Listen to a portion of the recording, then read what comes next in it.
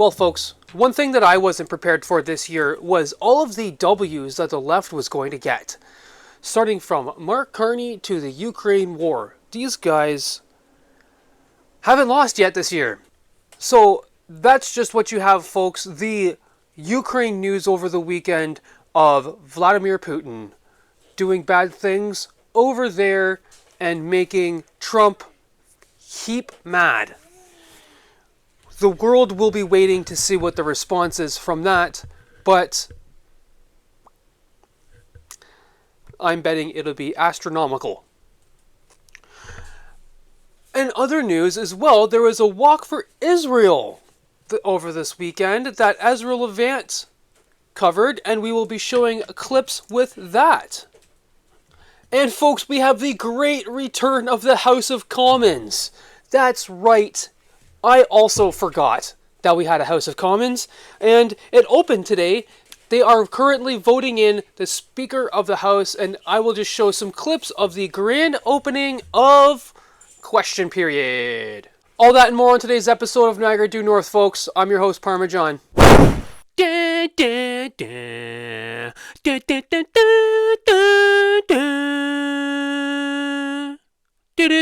So over this past weekend, there was a Walk for Israel movement, so you would say.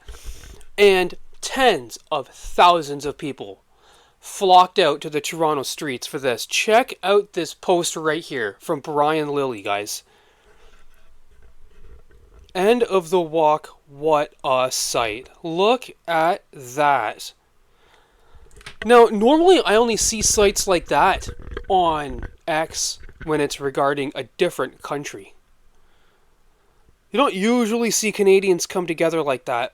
Toronto might be a good spot to do large-scale protests like this and not Ottawa, because it's just kind of a lot easier to get there. And Ezra Levant was there covering this Israel walk. And you know what? Your man, Parmesan, managed to secure an interview with the man himself. Guys, this is a pre-edited interview, so enjoy.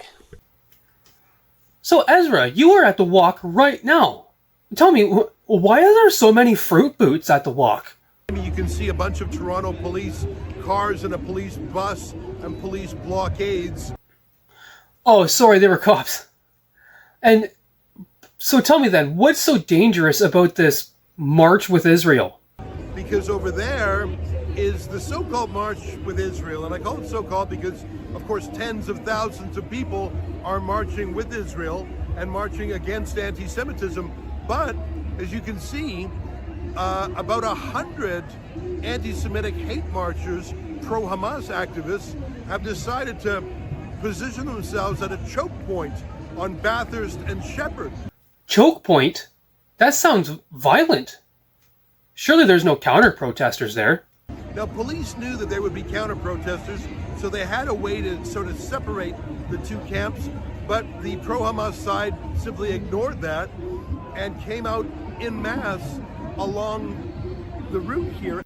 And the fruit boots, they did something about that, right?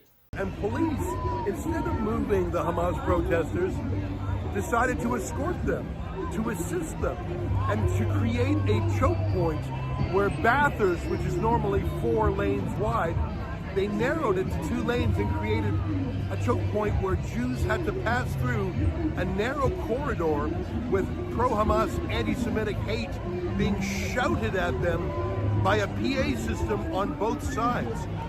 I mean, that's not what I would have done if I was a cop. Ezra, thank you for covering that. You do a very good job. And that was exciting stuff for Israel this weekend, folks. Good to see that there's people out there that are on the other side of the protests that we've been seeing these past years. But folks, next, what we have on our top story, Putin dingled some wacky balls over Ukraine. And, freaking Salt Bay wacky balls. I don't know what to call them, guys. YouTube freaking hates everything I say. All over Kiev, And Donald Trump had this to say, folks.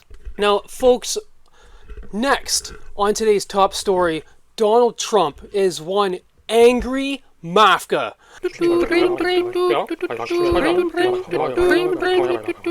Okay, because look at this. I mean, check this out. I always said golf can be a dangerous sport. My friend being bit at Bedminster. Now, what's really funny about this, I thought my friend was Trump's friend. And I thought that was Trump, but that's not Trump. Getting into some seriousness now, guys. Here we have a post by Trump. I've always had a very good relationship with Vladimir Putin, but something has happened to him. He's gone absolutely crazy. He is needlessly killing a lot of people, and I'm not just talking about soldiers. Missiles and drones are being shot into cities in Ukraine for no reason whatsoever. I've always said that he wants all of Ukraine, not just a piece of it, and maybe that's proving to be right. But if he does, it will lead to the downfall of Russia. Likewise, President Zelensky is doing his country no favors by talking the way he does. Everything out of his mouth causes problems. I don't like it, and it better stop. This is a war that would never have started if I were president. This is Zelensky's, Putin's, and Biden's war, not Trump's.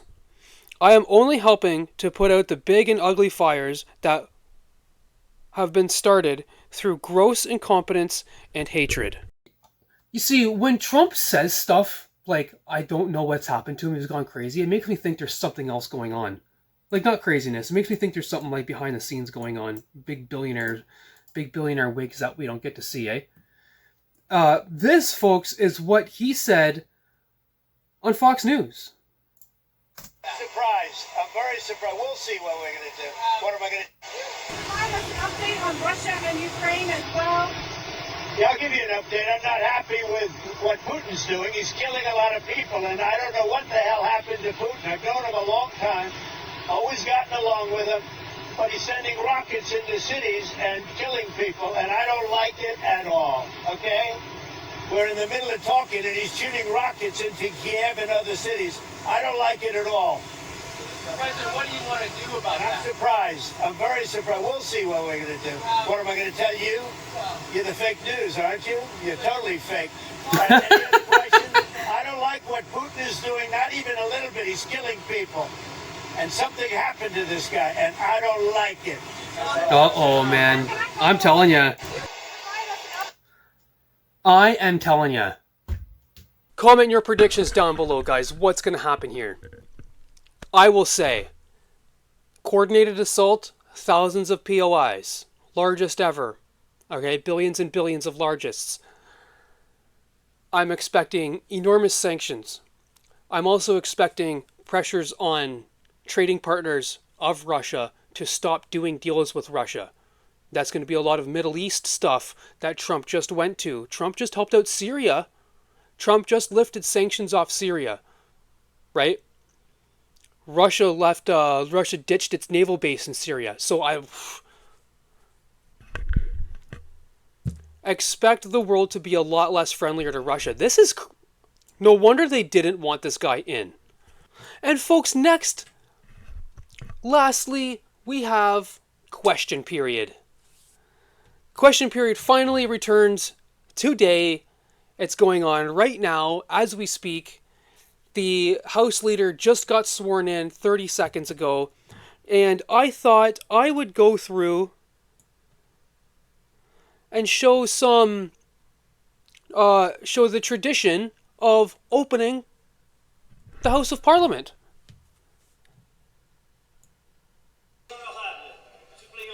So those are the big main doors there, and you might see that gold picture frame right there. That's where all of the scrums happen outside of the house. Parliament is just where grown men go to play. Honourable members of the House of Commons, it is the desire of the Right Honourable Deputy of Her Excellency the Governor-General that this Honourable House attend him immediately in the chamber of the Senate. honorables membres de la Chambre des très honorables, se rendent à midi. Immediately, eh? Immediately, eh? I think that was Carney. That's cool. That's cool. I like seeing the traditions. I don't care where you stand, guys. Traditions are cool, and it puts our, like, immigrants aren't going to give us culture. They don't give us culture until 100 years from now when they're a part of our history. Here we have the speaker. I don't know his name,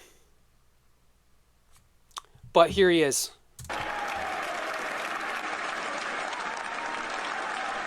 My favorite part about this video is this guy put his own name in to be Speaker of the House, and now he's like, no, not me, I don't want to do it. No. And then Andrew Scheer like pretends to be happy.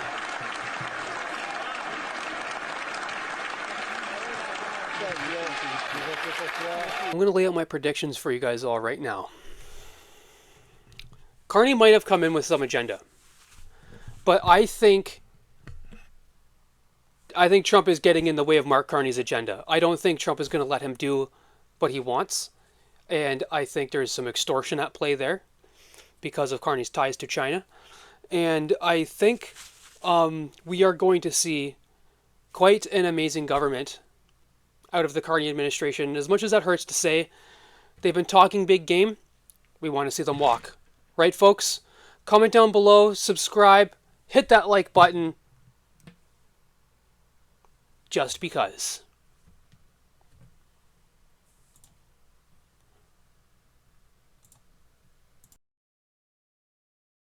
As we are also covering the great speech from the king of Who Cares Land, Ricky. Okay, so if you want to see coverage on that, hit the like button down below. Subscribe to see more from Niagara due north. I'm your host, Parmesan.